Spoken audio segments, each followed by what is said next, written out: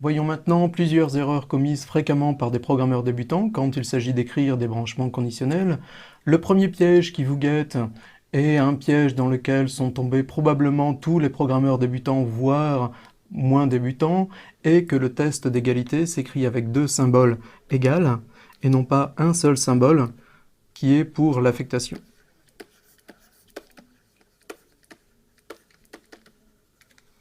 Par exemple, ce code-ci va être accepté par le compilateur, mais ne va pas tester si A est égal à 1. Pour cela, il aurait fallu écrire if A égale 1. Mais en plus, il va affecter la valeur 1 à la variable A. Alors même si le compilateur accepte ce code, la plupart des compilateurs vont afficher un warning, c'est-à-dire un message d'avertissement. Par exemple, G++, avec l'option -w_all, va afficher ce message-ci, ou ce message-ci si vous avez une version en français. Donc si vous obtenez un de ces deux messages, vous savez que vous aussi, vous êtes tombé dans ce piège. Peut-être voyez-vous l'erreur dans ce nouveau code. Il ne devrait pas y avoir de point-virgule ici. Et si on met tout de même un point-virgule, le message A vaut 1 va être affiché quelle que soit la valeur de A. Alors pourquoi? Parce qu'en fait, ce point-virgule est considéré comme une instruction qui ne fait rien. Et ce code-ci va être interprété de la façon suivante, c'est-à-dire que le point-virgule, cette instruction qui ne fait rien, va être considérée à l'intérieur du branchement conditionnel, et l'instruction cout va être considérée après le branchement conditionnel. C'est-à-dire que si A vaut 1, on va exécuter l'instruction vide, c'est-à-dire ne rien faire, et quelle que soit la valeur de A, exécuter l'instruction cout, c'est-à-dire afficher le message A vaut 1. Et attention, dans ce cas, le compilateur ne donne aucun warning à la compilation. Vous remarquerez que si on avait utilisé des accolades alors qu'il n'y a qu'une seule instruction dans le branchement conditionnel, l'erreur que nous venons de voir aurait eu beaucoup moins de chances d'arriver.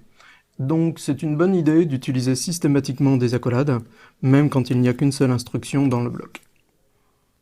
Une troisième erreur possible est justement d'oublier les accolades, comme dans ce code-ci. Le fait d'avoir indenté ces lignes, c'est-à-dire de les avoir décalées légèrement vers la droite, ne suffit pas à ce qu'elles soient dans le branchement conditionnel, contrairement à d'autres langages. Et à votre avis, que se passe-t-il si j'essaye de compiler ce code? Eh bien, le compilateur va m'afficher ce message d'erreur, c'est-à-dire qu'il pense qu'il y a une erreur de syntaxe avant le mot-clé else. Alors pourquoi? C'est parce qu'en fait, ce code est interprété de la même façon que ce code-ci, c'est-à-dire que la première instruction cout ici est considérée comme à l'intérieur du branchement conditionnel, c'est ce que j'ai représenté ici, mais cette deuxième instruction est considérée comme après le branchement conditionnel, c'est ce que j'ai représenté ici. Le compilateur tombe ensuite sur le mot-clé else, et pour lui, il n'y a aucune instruction if qui se rattache à ce mot-clé else, puisqu'on a déjà sorti de ce branchement conditionnel-là. Il pense donc qu'il y a une erreur de syntaxe à ce niveau-ci du programme et va afficher ce message d'erreur. Passons maintenant à 3 quiz. Je vous demande tout d'abord ce qu'affiche ce code quand on l'exécute, et quand l'utilisateur rentre la valeur 1 pour la variable n, et la valeur 2 pour la variable p. Alors à votre avis, quelle est la bonne réponse? La bonne réponse est la réponse C, et nous allons voir pourquoi. Si vous pensez avoir compris, vous pouvez passer directement au quiz suivant. Alors, je vous rappelle que pour qu'une condition avec un AND soit vraie, il faut que les deux conditions soient vraies, et pour qu'une condition avec un OR soit vraie, il suffit que l'une des deux conditions soit vraie. J'ai dit que l'utilisateur entrait 1 pour n et 2 pour p. Cette condition est donc vraie, puisque 1 est strictement inférieur à 2. Cette expression 2 fois n vaut simplement 2. 2 est supérieur ou égal à 2, donc cette condition est vraie. Donc l'ensemble ici est une condition qui est vraie. On va donc entrer dans le branchement conditionnel, exécuter cette instruction cout qui affiche 1, 1. On passe ensuite à ce branchement conditionnel. Cette condition, c'est la même qu'avant, elle est toujours vraie. L'ensemble de cette condition utilise un OR, donc je n'ai pas besoin de regarder la valeur de cette condition, je sais que toute cette condition est vraie.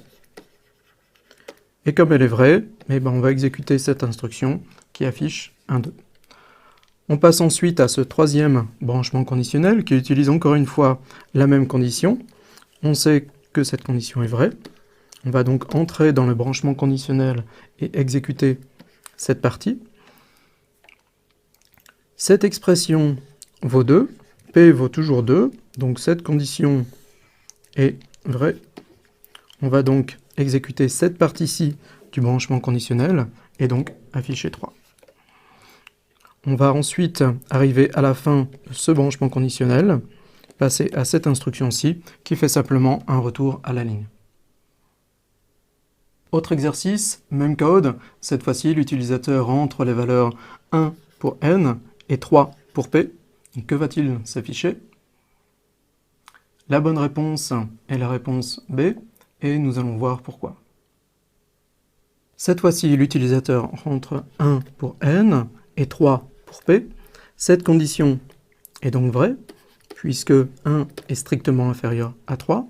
Cette expression 2 fois n vaut 2, p vaut 3, donc cette condition est fausse.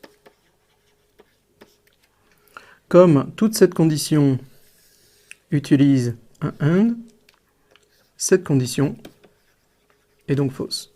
On va donc sauter le branchement conditionnel, passer à la suite. Cette condition est toujours vraie, comme avant.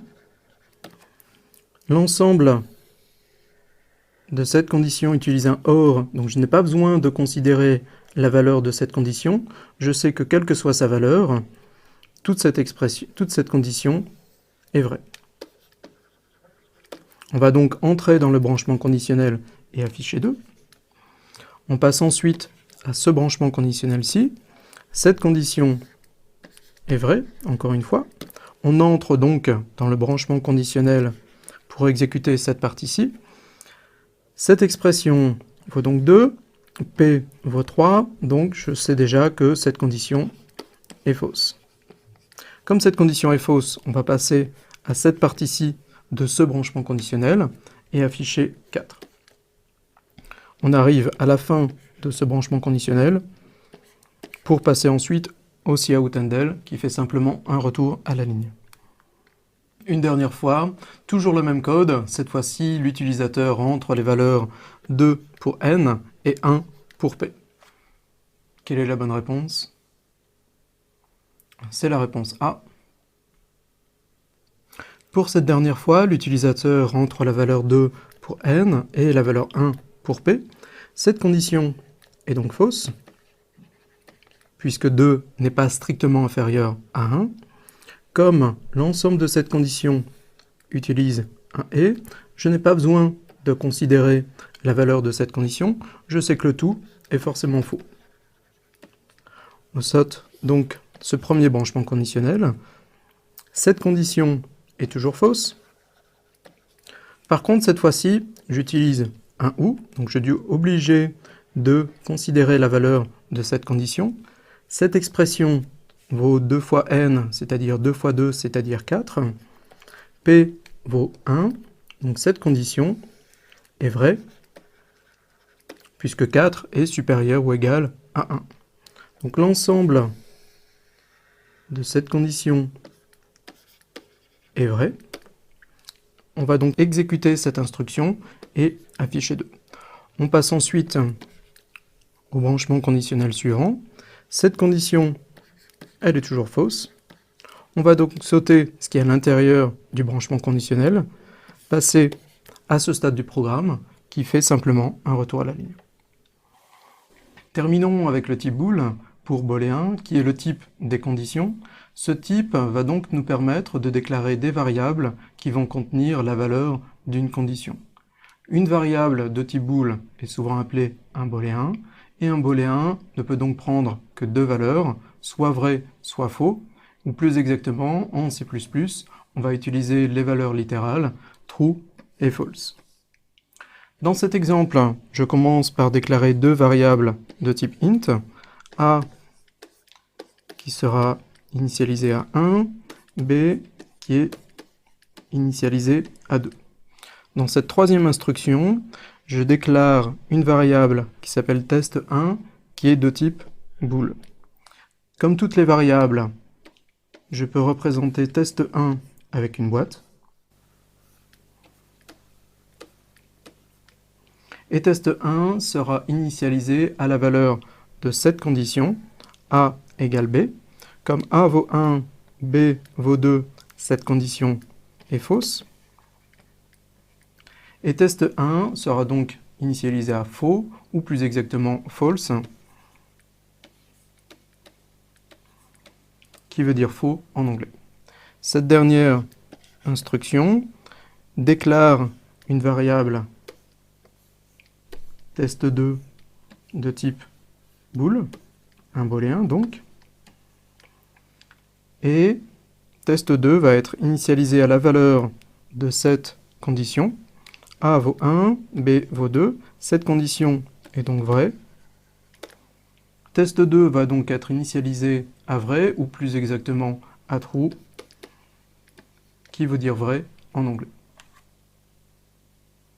Certains étudiants n'ont aucun problème avec les booléens, d'autres font parfois un blocage. Alors rappelez-vous qu'une variable de type bool est une variable comme les autres, c'est-à-dire que vous pouvez vous la représenter comme une boîte.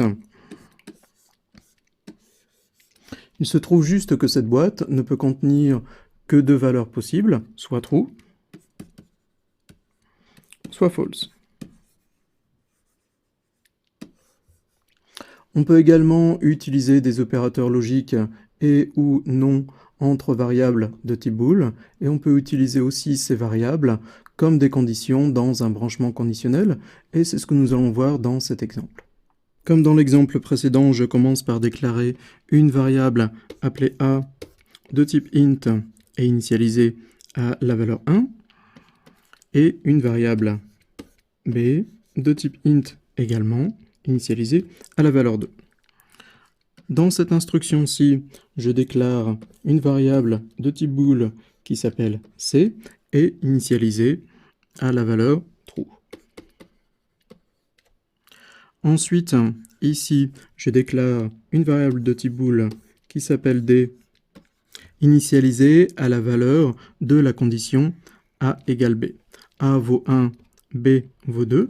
La condition est donc fausse et vaut false. d est donc initialisé à false. Ensuite, ici, je déclare une variable de type bool appelée e, initialisée à la valeur de cette condition. d vaut false. Cette condition a inférieur à b est vraie, elle vaut donc true. L'opérateur logique est ici un OR, donc toute cette condition est vraie et vaut donc true. E est donc initialisé à true. Ensuite, dans ce branchement conditionnel, la condition est la valeur de la variable e de type bool. E vaut true, la condition est donc vraie, et on va rentrer dans le branchement conditionnel pour exécuter cette instruction qui va afficher le message e vaut true. C'est tout pour le moment pour les booléens, mais les booléens sont utiles pour de nombreux problèmes, et nous les rencontrerons lors d'exemples concrets dans la suite du cours.